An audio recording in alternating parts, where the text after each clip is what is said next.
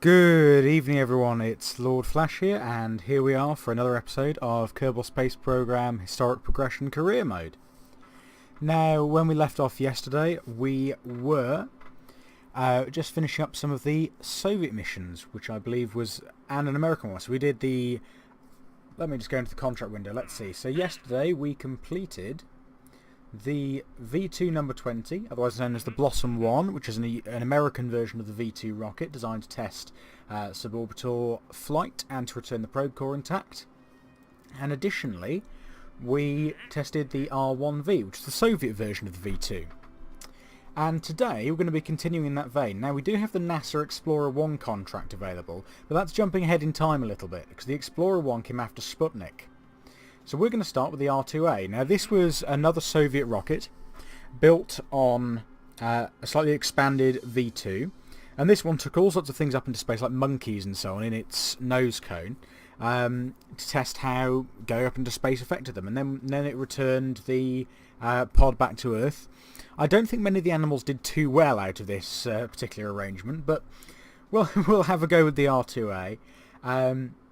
And the R2 itself was a ballistic missile, and then the R2A was designed for doing sounding rocket missions, which is what this will be. So we'll accept the R2A contract, and let's just see if we get any more of the historical contracts out of this.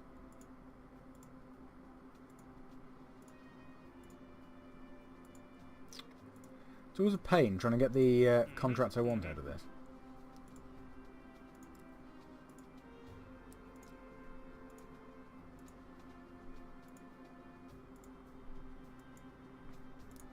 I somehow don't think we're going to get any of the other ones. So we've got the R2A. So this is just going to be another larger V2. Now in reality this thing went up to about 200 kilometres, and to study the atmosphere above 150 kilometres, as it says here in the description. So I think what we might do is we might use this and build on and expand our V2 that we've been working with. Now I could just use the same prototype we did for the R1, but I don't think that's particularly sporting. So again, we're going to begin with the Octo probe core, simply because this is the most useful for attaching scientific instruments. Science, let's pop some things on here. Put a barometer on one side. We'll pop a thermometer on the other one. And then I think we're going to put one of these reflectrons on here. And let's put a mystery GU unit on here, because these are all the bits that we want to actually be returning to Earth. Now I'm tempted to put the Science Junior on there, but let's see how silly it'll look. Actually, can I tweak scale this? Oh my goodness, I can. So that's going to give us... I know it's probably technically slightly cheaty to get this much science, but I don't see why they can't make the lab slightly smaller and put a smaller animal inside it. So if we go with something like that, I think, and that's going to give us a nice experiment we can bring back in our nose cone. And then something in aerodynamics. We need the heat shield on the bottom of this, because this thing will be going quite a bit higher. Now, do we have any fairings yet? No. So fairings are the next thing we're going to be getting in with our science, so we can start actually protecting these probe cores. So on top of here, just like last time, I think we're going to put something which will make a nice nose cone for us. But this thumper one is going to be empty, and of course I forgot to put a parachute on here. So again, I think we're going to use this return parachute, which has its nice decoupler included. Pop this on the top. And then under here we'll build in a stack decoupler, which will scale down a bit. And then from there we're going to start by making this ever so slightly bigger. Not a huge amount. That's liquid fuel for aircraft. Where's it gone? Let's go with one of these. In fact, let's go with two. This might actually be massively overspec'd, but yeah, it's a good way of showing people who are looking at this for some kind of tutorial on how to start Kerbal Space Program, how rockets can start to be scaled up. So I think we want a bigger engine which can swivel. The Vesta isn't the one now, because this lacks specific impulse. And specific impulse is, I guess, a measure of... Actually, it doesn't lack specific impulse. It's very, very effective in a vacuum, but in the atmosphere it's terrible. Specific impulse is, as I understand it anyway, a measure of how efficiently an engine burns its fuel to deliver delta V. Put that on there. This thing has got a nice amount of delta V. So up here we can see on Kerbal Engineer, I've got 3,500 metres per second of delta V and a thrust to weight ratio of 2. This thing is perfect for going up to those high altitudes, 150, 200, and taking science from slightly higher places. And then returning safely thanks to the heat shield, etc. So on here we are going to put something like... Well, actually no, we can't really get any aerials on there, so I think we'll just put some winglets on here. I'm going to put 4 on the bottom this time. Hopefully they're central. Those can't actually exert any control, which is good, because otherwise the thing will start spinning madly. And I don't think we'll need a launch stability enhancer, so here we are. This is going to be our R2A. Whoops. That's the wrong button. Save. So this thing's going to take science way up high for us and collect interesting data from space by analysing monkeys and fruit flies. And I think that is probably going to be everything. Does it want more reaction wheels? Probably, but I think we can probably live with just the gimbaled engine. So let's launch the R2A and see how this first probe, which will be going somewhere really quite high up, will perform. First thing we've got to remember to do, of course, is to set the parachute so that it can deploy at a sensible time. Now, RealShoot, which is the mod I use for my parachutes, gives you the ability to customise when you want them to both pre-deploy and fully deploy, which you saw me doing a little bit of in last episode. So, if I were to just right-click on this, toggle info, I wanted to deploy an altitude of somewhere around 10,000 metres to start slowing the probe core down, and a full deployment of around 1,000 to give it time to actually slow the thing down. Let's go with around 1,500 metres. That means we should hopefully be able to slow this down fairly sensibly. So we'll just pop that on, and up, and away. Now, rather cheekily, because I have already gathered the mystery goo data from space, I'm going to gather some whilst we're flying. So up we go. And this is the start of our Soviet space program. And it doesn't actually look too far off what the real R2A looked like. If you go on Wikipedia, there's plenty of interesting articles on there where you can see images, line drawings, etc. of these rockets.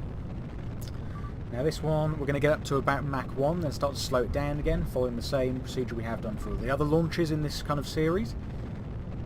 So we've just whacked Mach 1, start to slow it down. You start to see we're getting Mach effects on the outside. We don't want to start shock heating this thing in the atmosphere or having it experiencing forces which are a bit too high. So that thing is really moving. It's pushing its way through the thick lower atmosphere. You can see the atmosphere pressure is just decreasing here. Ever so slightly, we're just going to start to tip this craft over into its gravity turn.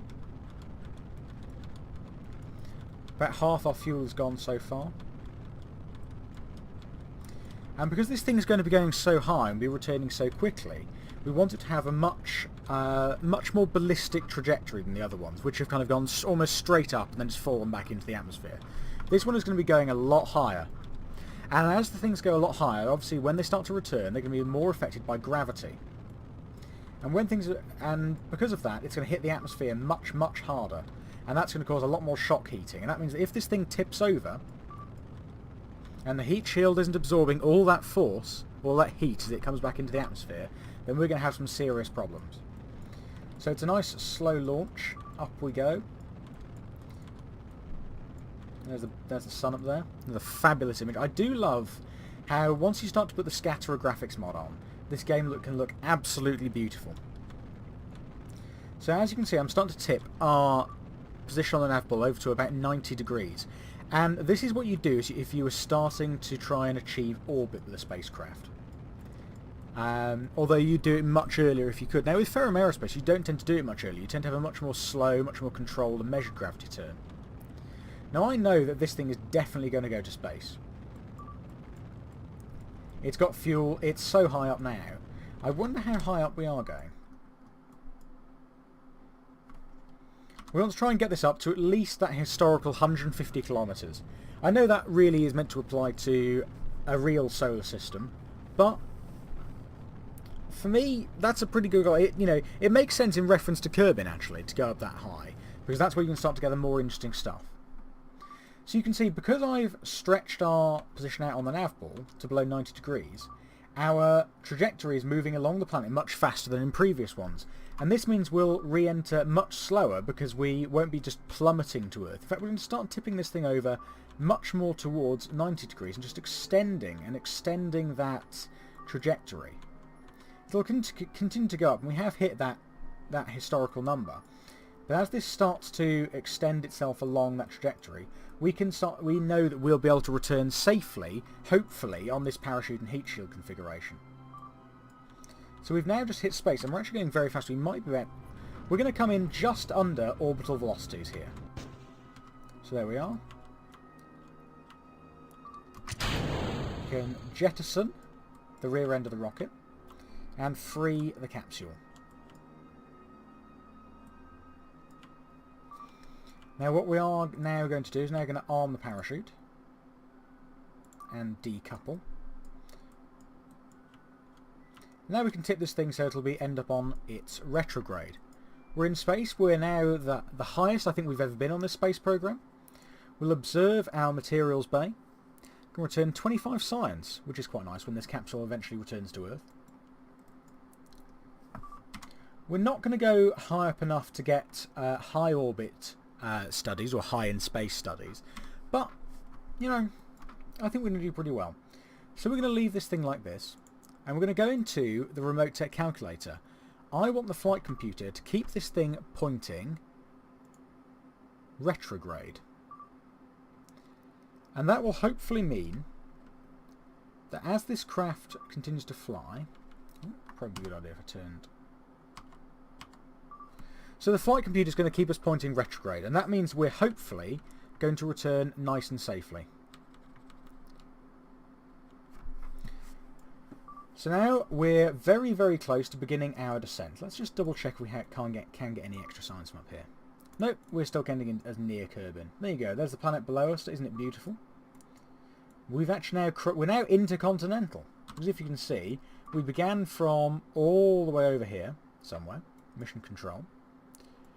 And we are now travelling all the way to another continent. So we've built Kerbin's first ICBM, but thankfully it's only for research purposes, and we're not launching horrific nuclear weapons at other little green men. Let's advance time a little here. Now we've got no connection, which isn't ideal. I probably should have checked that beforehand. But let's see what happens when it hits the atmosphere again. Yep, absolutely no connection. This isn't going to be ideal.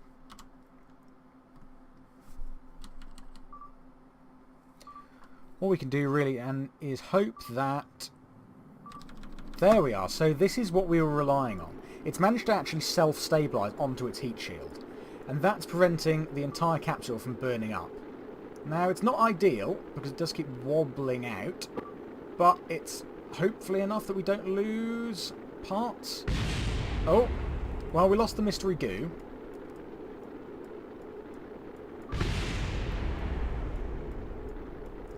I can live without the mystery goo, though, if the rest of this thing's going to return itself safely. There we go. So, that's partly because in the difficulty settings for this career mode, I have actually turned the... Oh, parachute's going to deploy fairly soon. We hope. There we go. And that's because I've turned re-entry heating up to about, I think, 120% of what it is at default. You don't have to do this, but I find it's a nice mix between having deadly re-entry and stock re-entry heating. It gives you a nice balance and a more realistic approach. You have to really think about how you're returning into the atmosphere, especially if you want to recover these probe cores, and these early probe cores where a lot of your science is on them, but you're trying to do it as cheaply as possible. Because early on, it's about making sure you've got the best kind of investment ratio, I guess. There's our parachute deploying. We've got a fairly long way to go, 2.5 meters per second. This thing will land safely on its heat shield. We're going to recover 25 science. You know, just imagine it's a monkey in a glass bubble in there. Or don't. But, you know, those tests we did gave us valuable information about how things cope in the vacuum of space. Well, not in the vacuum, but how they cope with those kind of environments. And whilst it might sound cruel to us today, we need those kind of tests to take place, because you can't just throw humans, or Kerbals in this case, into an untested environment. And that's essentially what we're simulating. We're simulating developing our knowledge and understanding of the radiation and the atmosphere and all the things that change as you leave where we're meant to be and go to places where really we've not evolved to be at all.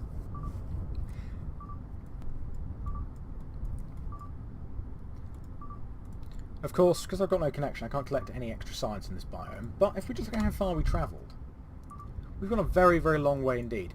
Oddly, we haven't set any distance records, but never mind.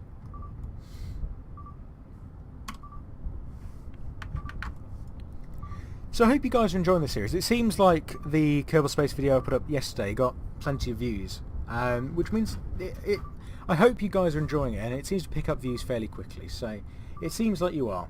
If you've got any suggestions for what you'd like to see in this series, or for any other series, or for me to make any other videos on Kerbal Space Program outside of this career series, please do let me know in the comments below, because I'd be more than happy to take suggestions and show you guys the things you perhaps want to learn about the game, or just want to see me attempt.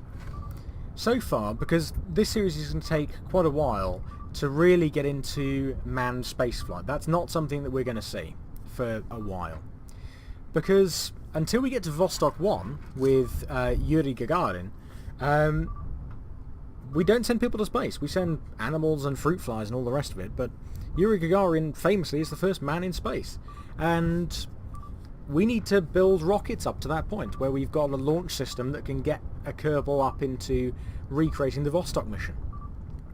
Now, I do actually have some Soviet stock-alike capsules, so we can actually use one of the round kind of ball things that they actually sent the guy up on. So we are very close to the floor here. Wow, we are falling really slowly. This thing is so light. And touchdown. We have recovered our craft. So the R2A, successful. And we've returned to the surface, getting some extra cash for that record there. So just while this is recovering, I think now the science from that mission is going to allow us to develop fairings. And then we can get rid of that false nose cone that I'm putting on from the old V2 rocket and use something else instead from procedural fairings, which is another fantastic mod. So yeah, our mysterial study came back, 25 science, 1.3 for surviving the flight, and we've got 5,000 funds. Nice. So into the lab. I'll close the flight computer now, but never mind. Oh, it won't let me close it, never mind. Okay. So here we are, aviation, which includes all these lovely aerodynamic parts for adding fairings on. And you'll see what these do in the next one.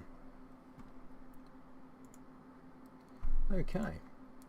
So from that, have we got any more historical ones that aren't Explorer 1? Because I'd really like it to give me Sputnik before it gives me Explorer. Here we are. Vanguard 1. Oh, that's another full satellite. That's not what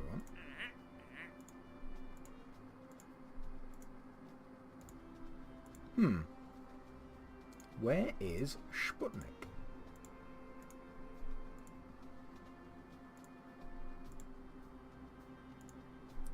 I don't want these contracts. Give me Sputnik.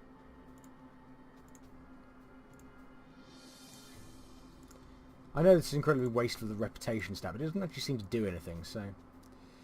very peculiar.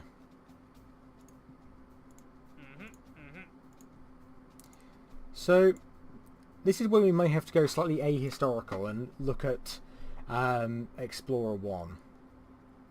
This was launched in 1958, and Sputnik is, I think, 1957.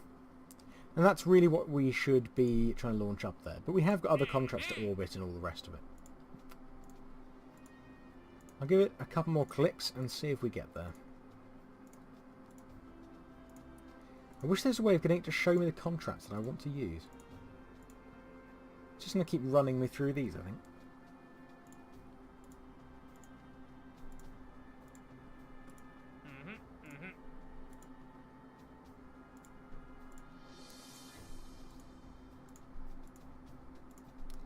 It seems like it possibly doesn't want to play ball today. Ugh.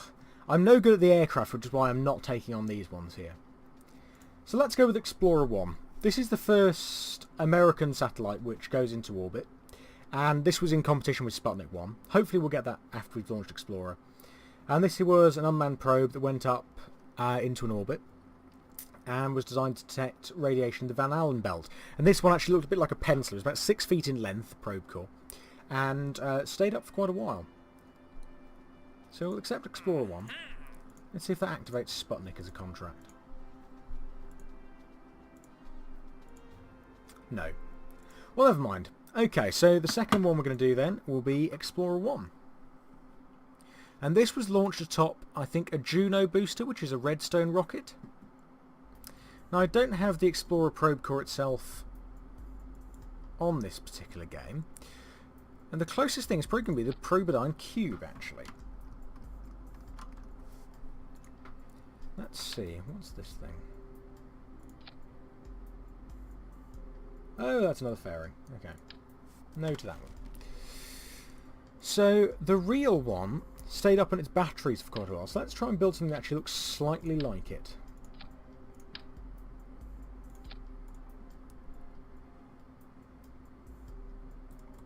It's not ideal, but that might do. And if we get a very, very small nose cone.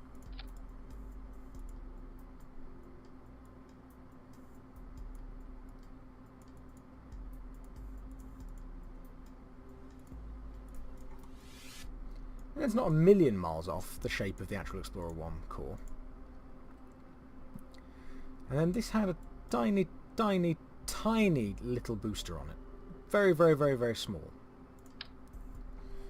That's probably going to be about right.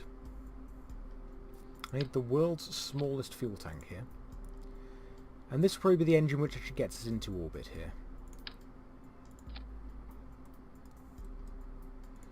Yeah, maybe not that one. It's too big.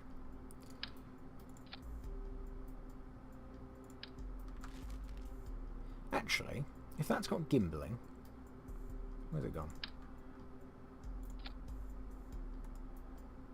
This one has gimballing. Let's just slow that thrust down a little, down to about 2. And that's our booster there. Utility. We want to have an aerial on here, which can return some information for us. Now, we're not going to be going up particularly high with this one. It's just going to be doing a 200-kilometre orbit. So I don't think we need to put any other science instrumentation actually on here. No, I don't think we do. Because this thing will just be staying in orbit. It doesn't need to be particularly stunning, so let's give it a control wheel. I'm not sure if that one actually contains one. Okay. So that's our custom-built Explorer 1, which has quite a lot of delta V. That's just telling us we've recovered something. How much electric charge do we have? Fair amount. Okay. And so now, onto here, we're going to start building in the aerodynamics and the fairings. And fairings protect the craft aerodynamically. So if we put that on here, and then we pop on the, I reckon, conic fairings. As you can see, these shape themselves automatically to the craft, and it looks a bit like the top of the Juno, actually. So, the real Juno had 3 stages. We'll go with one of these. Now, obviously, the real one was coping with the delta V requirements to get into orbit around actual Earth, when this one will not be. If we put that on there, actually, that gives us absolutely tons of delta V. That's more than enough for us to do this very high orbit. We'll put 4 of these on here. And I guess actually that's not a million miles off how the real rocket looked. So we'll go with that. Now, we are probably going to want these to come off when that comes off. And this will look absolutely beautiful when we're up in space. We've got a control wheel on there, haven't we, with the liquid engine? I think Explorer 1's ready to go, so without further ado, let's get this thing up. And this will be the first time I think I've shown you guys, for those who are new to Kerbal Space looking for how to get into orbit for the first time, how to get into orbit. Now, it'll be a bit tricky because I've got remote tech on. And if I get this wrong, we won't be able to make the boost, because we'll have lost our connection. So we've just got to hope that our little Explorer 1 rocket here, which has absolutely bags of thrust, can achieve what we want it to. Now I think we're looking for something like a, yes, 250 kilometre orbit, which is not quite high in space above Kerbin, but it's a pretty good one to go for. So we're burning most of our fuel now in this initial stage, in this initial punch through the low atmosphere to get to Mach 1. Start to get the Mach effect, start to throttle this back.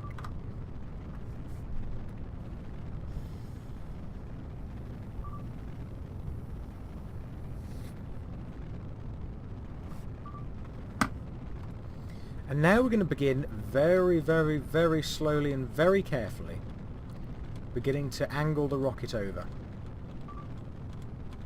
And the reason you want to be going in this direction to achieve orbit, and this, at least first off, is the planet's rotation will actually give you a slight delta V boost. Because if we switch this from surface to orbit, you can see we're actually getting an extra 50 or so meters per second because the planet's rotating beneath the rocket. And this makes a fair amount of difference actually when you're trying to get something up into an orbit for the first time. You don't want to be trying to go polar or to go in the opposite direction.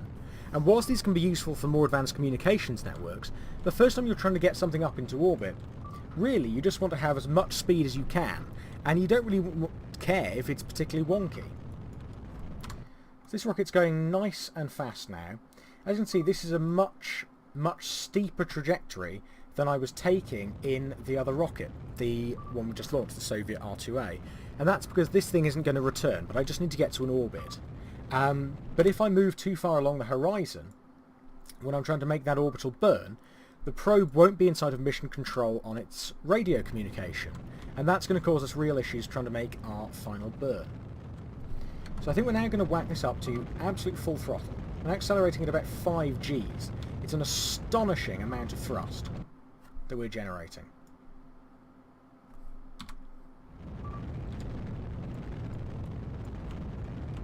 I'm going to bring this up so we're going a bit higher. Now we're really over there, so we're going to start just pushing this forwards. There we are. Now we can separate everything. And there goes the Explorer 1 probe core, wobbling about as it does. I don't know why. I think this is something in...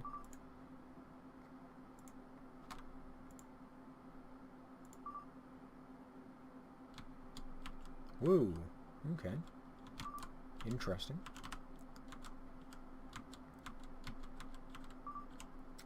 Either way, we're going to activate the next engine. See our little probe core wiggling about here.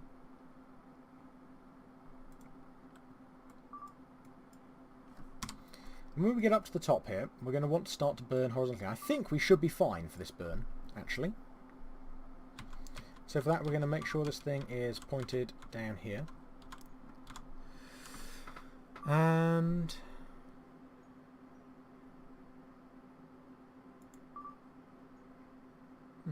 interesting.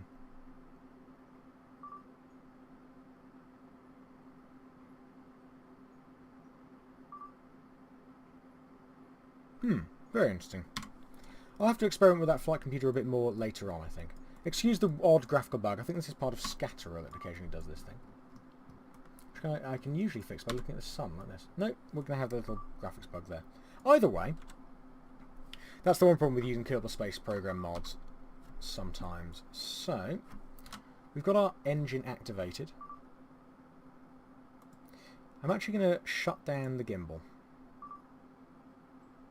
I'll enable the gimbal, but I will disable that wheel.